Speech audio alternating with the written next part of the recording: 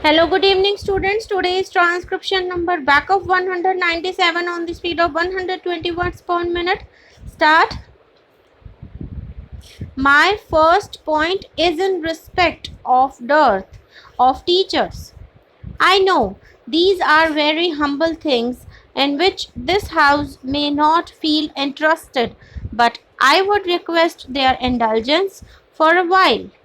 The other day, the Deputy Minister, Dr. Das, confessed that there is a great dearth of teachers in respect of scientific and technological institutions.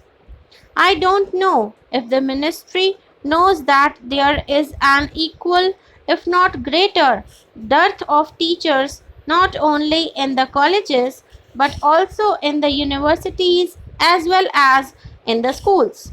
The teaching profession, somehow or other, has reached a stage in which better type of people are not attracted to the profession.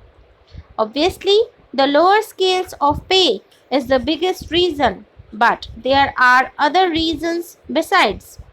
In the humanities side, also, it is very difficult to find first class men.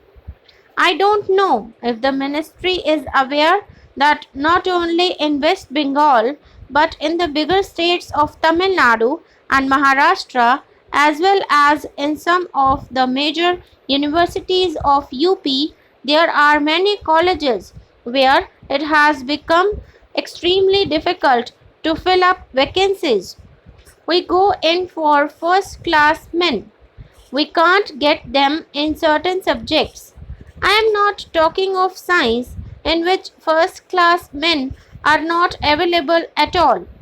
Even before the results are published, they are recruited by big businessmen and also by the government. The government and the big businessmen are indeed the stiffest competitors in this direction. In the humanities side, it is practically impossible to really get a first class man in economics or in English or in history or in political science. I know most of the colleges in Calcutta, and I would give you one example of the government college in West Bengal. There were 6 vacancies running for one full year, and they could not fill them because of dearth of teachers. I sometimes sit as expert in public service commissions, and I have seen that advertisements go on running for 3 or 4 months, and there is hardly any response. In the schools also, there is a great dearth of teachers for more reasons than I can count. There is hardly any time.